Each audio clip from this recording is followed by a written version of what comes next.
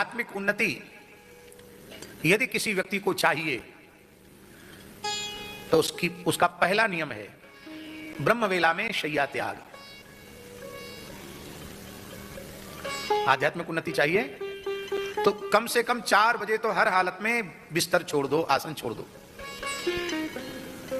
स्नान आदि में चले जाओ। और आगे सुनो, भौतिक सुख समृद्धि भी चाहिए तो भी 4 बजे उठना सीखो।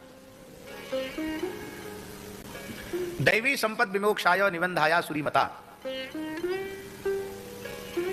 दैवी संपत्ति की प्राप्ति के लिए आपको ब्रह्म वेला में जगना पड़ेगा।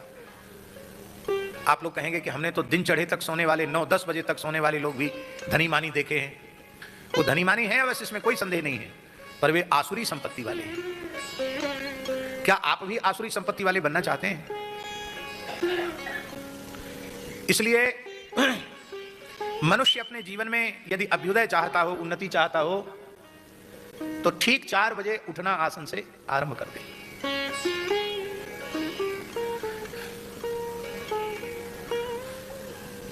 प्रायः सोने वाले लोग रात्रि में 3-4 बजे के बीच एक बार उन्हें लघुशंका लगती है।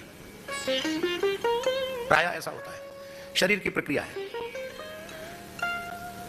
शरीर की अवस्था अधिक होने लग जाती है तो वेग रोकना कठिन होता है, तो लोग जाते लघुशंका, फिर आके लेट जाते हैं। और अवस्था शरीर की अधिक नहीं होती है, कम होती है, वेग रोकने की क्षमता होती है, तो लघुशंका लगी रहती है, फिर भी पड़े रहते हैं, आलस के मारे लघुशंका करने नहीं जाते हैं।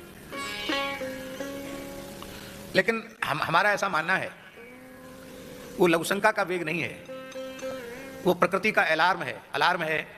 वो भगवान जगाते हैं कि भाई तुम उठोगे, लघुशंका के लिए उठोगे तो उठ ही जाओ, अब सो मत, अब सोने का समय नहीं है, अब स्नान ध्यान करके भजन में लग जाओ। लेकिन हम ईश्वरीय संदेश को नहीं मानते हैं। सूर्योदय तक सोने की बात बहुत ही खराब है। साधक कथनचित सूर्योदय तक सो जाए तो उसे पश्चाताप करना चाहिए, इसका प्रायश्चित करना चाहिए।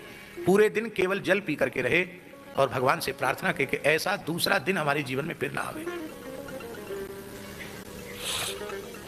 पहले हमारा कुछ समय तक ऐसा नियम था, हमारे निकट वालों में यदि कोई सूर्योदय तक सो गया तो हम उसके कारण भी दिन भर जल पर रहते थे।